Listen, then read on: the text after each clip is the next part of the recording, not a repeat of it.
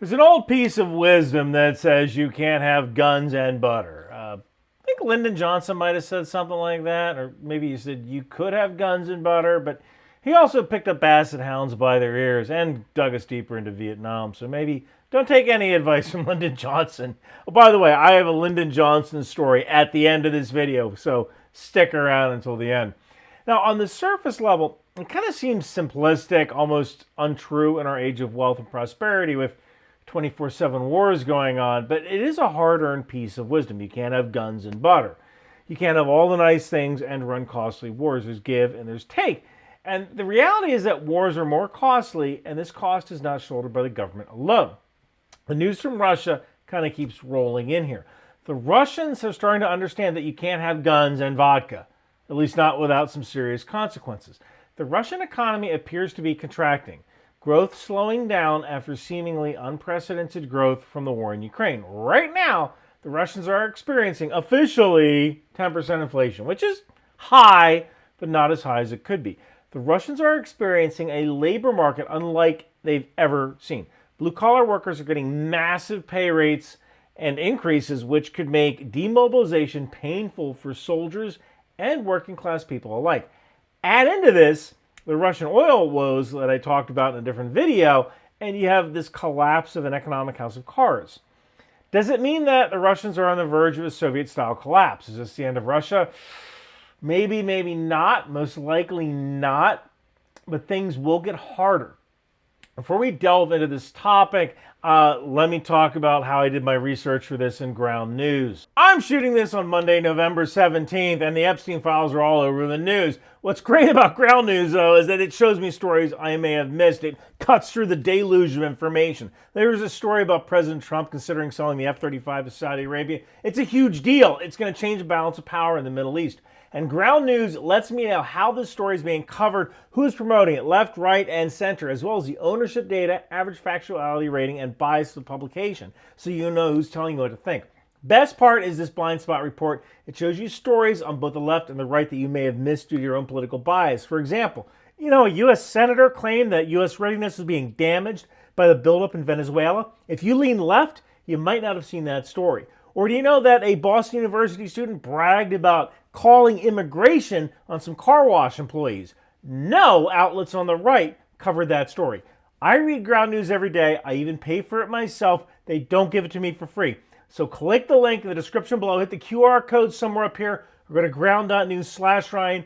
Get 40% off the Vantage plan, which is the same plan I use every day. Russia's economic woes are just getting started. These problems could spell disaster for the Russian military and even the peace process. Russia, for all its faults, has managed to hang on by a thread. They found ways to sell their oil, even if it's killing their revenue stream. They found ways around international sanctions through third country sanction evasions.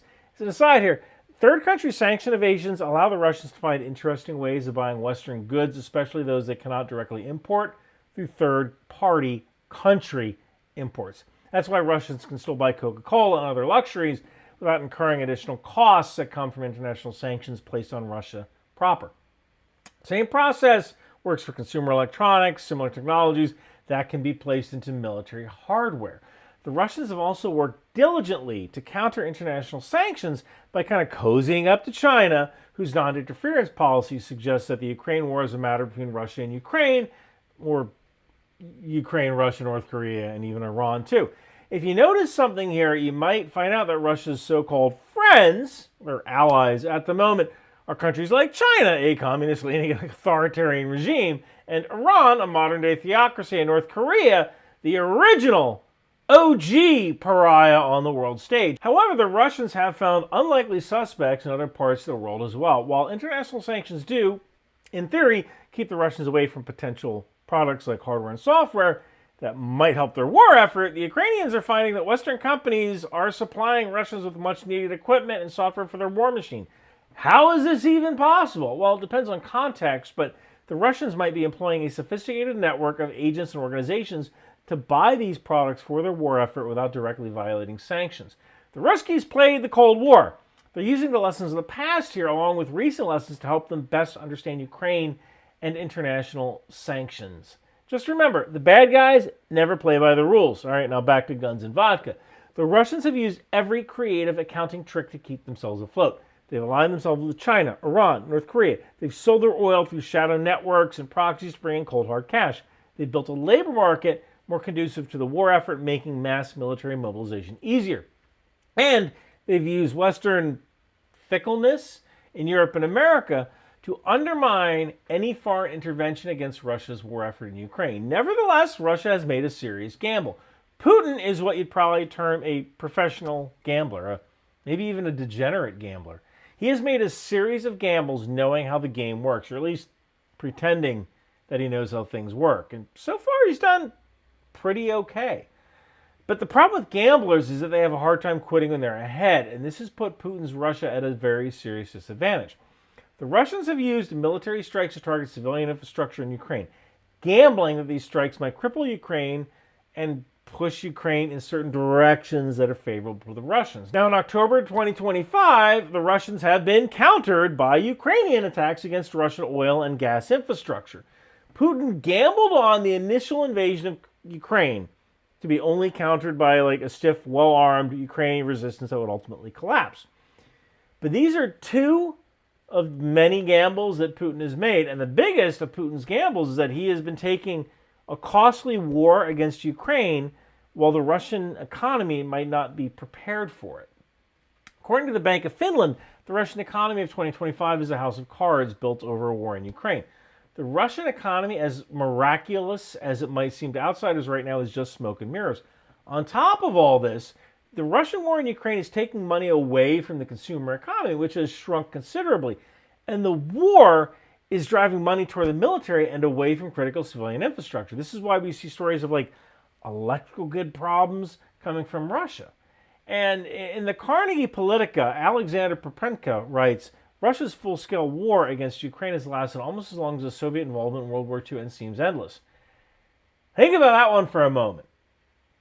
Perpenka furtherly finds that the current Russian budget framework is crying out for spending cuts. Oil and gas revenue are falling due to discounting pricing, the cost of logistics involving numerous intermediaries, the risk of export restrictions and new price caps, and fluctuations in the ruble exchange rate.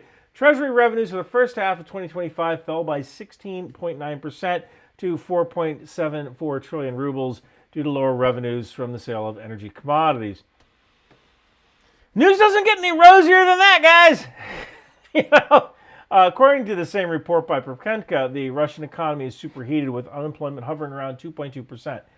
That's no unemployment when it's 2.2%. Everybody who wants a job has a job. If Russia were to begin demobilizing today, it has around 400,000 soldiers it'll need to do just that with, need to find them jobs. This is going to be devastating for the Russian economy. But it doesn't stop there. The Russian wartime economy is heavily favored the military and military-adjacent industries. These employ a lot of Russians.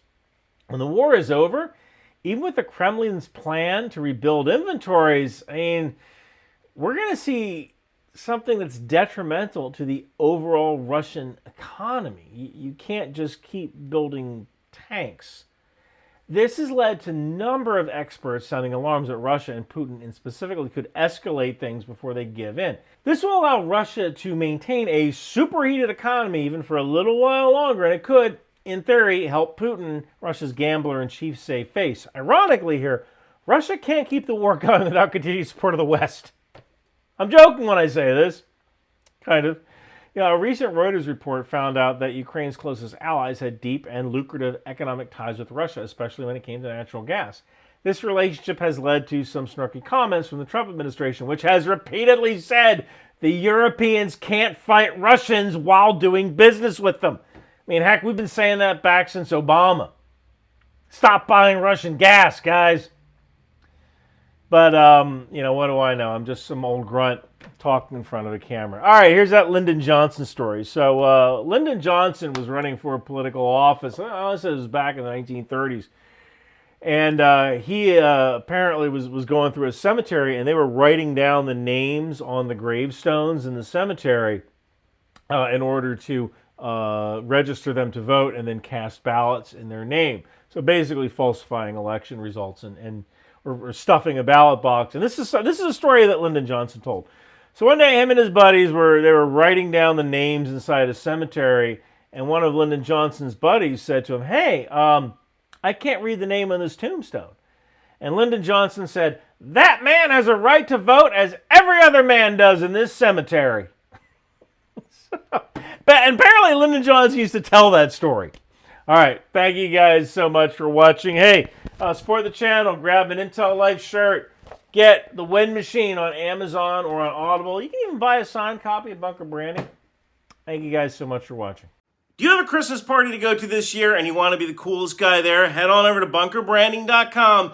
Get my NORAD Christmas sweater. Features a Canadian CF-18 and an American F-22 flying jointly, protecting the skies during Christmas. You will be the coolest person at the Christmas party, and I guarantee you, people who want to talk about fighter jets will come over to you. So head on over to bunkerbranding.com and be that cool guy at the Christmas party.